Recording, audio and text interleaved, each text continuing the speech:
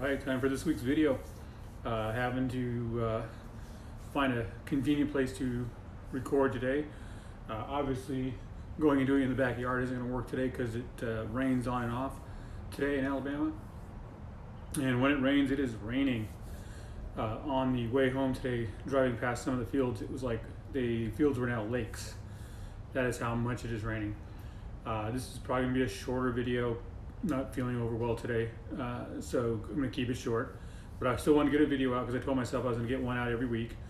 I thought about putting it off till tomorrow, but I feel good enough to get it done today, so I'm going to do it.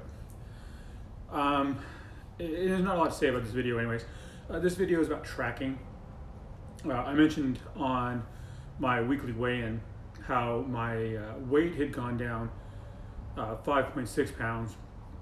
And if you go by the body scale measurement for my body fat, I dropped 4 pounds of body fat, which I like to feel pretty confident in what keto can do for you in terms of losing weight.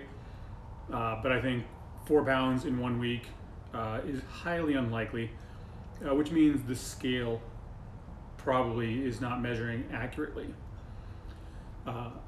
Which brings up, how do you track? I think that scales are fine. I think that as long as you're using them as a tool and you're not strictly relying on the scale. So if the scale is telling you lost 2-3 pounds and you're happy with that, that's great. It's a good guidance to keep you on the right path. I think that tracking using a blood ketone meter, so you know if you're in ketosis or not, it's not a bad method of doing it. You have a nice figure you can look at, hopefully above 0.3 millimoles per deciliter, to be in ketosis, the bottom level, hopefully over 0.5, because that's the you're in ketosis level.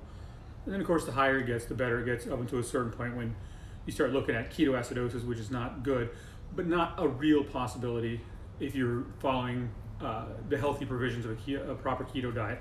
You're highly unlikely unless you have another medical condition to get into that. All this number tracking is not bad, but I don't think it's great either to get caught up in the numbers. And the reason is simple. Let's say instead of this jump that I made where I had lost 4 pounds of fat, it said I put on 4 pounds of fat. Well, that may or may not be reliable either. Maybe I did, maybe I didn't. It works both directions. So other things you should look at are this. How do you feel? Do you feel that you've made improvements? Does your body feel better? How do you look? And I'm assuming that you're checking yourself out in the mirror as this diet is going on. One of our neighbors is walking by.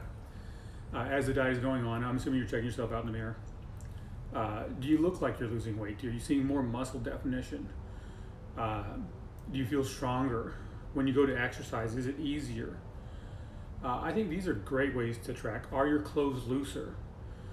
I think you just have to be really careful about getting caught up in the numbers, because it gets real easy, especially if you do stuff like weight every couple of days or even each day.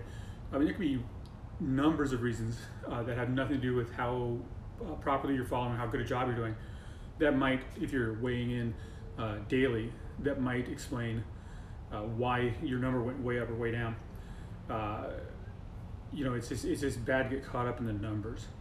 So keep track of things to help you see a pattern of how you're doing, but don't use the numbers as a absolute accounting of how you're doing.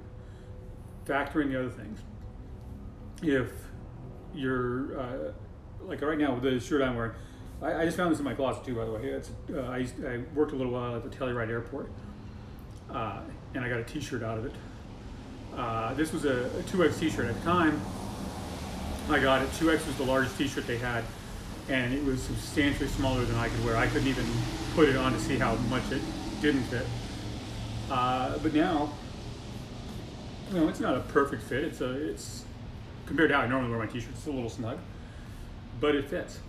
A month from now, staying on the keto diet, if it's nice and loose, I know I've lost weight. It doesn't matter what the scale says about it.